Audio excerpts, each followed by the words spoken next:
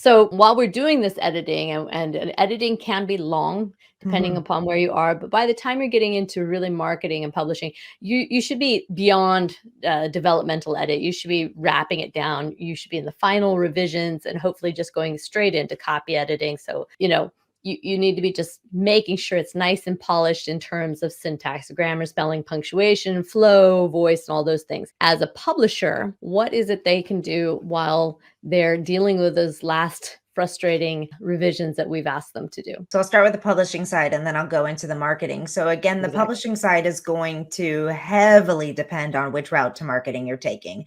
If you're Mm. self-publishing, this is the time frame where you're filing the copyright for your book, where you're making sure that your cover is finalized, so hopefully you're already working with a cover designer and getting all of that set in place, where you're making sure that you have your ISBNs and metadata gathered, all of those types of things that are really important, because once you get that final version back, that final copy edited version, your next step is to go into formatting and layout. And once you have, even if you still do a proofread after that, which I highly encourage you to not only do a proofread of that PDF, but to order a print copy of your book and to do a print proof view as well, you're going to want to be ready to go with that. Take that edited version, you'll send it to formatting, you'll get it made beautiful, all those things. And then at that point in time, you can start getting it into the hands of advanced readers. And so this kind of the publishing element and the marketing kind of go overlay with each other in this time period. But if you're not self-publishing, then your publisher or whomever is helping you through that process will be telling you what steps you need to take and what needs to happen, or they'll be doing the things for you there. So either way, during this time frame, you're finding readers, you're getting in places where readers are going to be, you're making sure that your book is uploaded to places like NetGalley or Book Sirens or any of the other Book Funnel, any of those places where you can start growing the people who are reading the book and who are going to go then leave reviews. You want to be growing your email list. You want to be growing, more importantly than anything else, your email list. You want to be building that social media profile. You want to be getting out there. Podcasts and events of that nature are a huge way to get in front of readers, in front of warm audiences, because you're coming, just like Joellen is bringing me in front of her community. A podcaster does the same thing. They bring an author in front of their community where the host is saying, I am bringing you this person. They are worth listening to. You want to be able to take action from that by getting them on your email list, telling them about your book. Hopefully your book is on pre-order, but you don't want to wait. I think you don't want to wait until after your book is published to start doing even those types of things.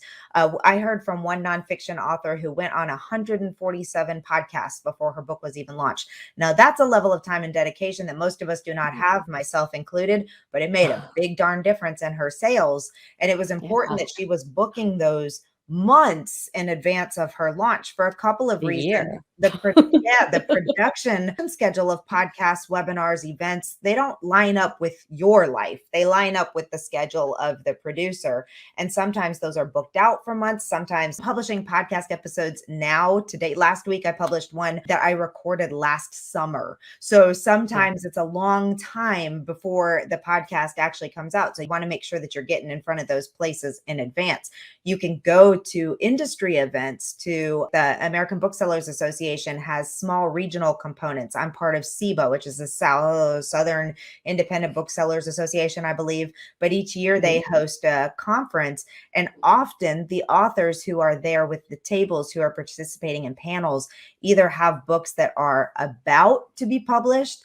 Oh, now you can all see my messy background. Sorry, that's all the boxes from reinstalling a new internet. Is that better? It was a busy morning, but they're new authors. Either their books have yet to come out yet, and they're there with galley copies or print copies of the book before the book has launched, or their book has just recently come out. So there's a big, very important window that happens in that 6-month time period prior to your book even hitting the shelves anywhere.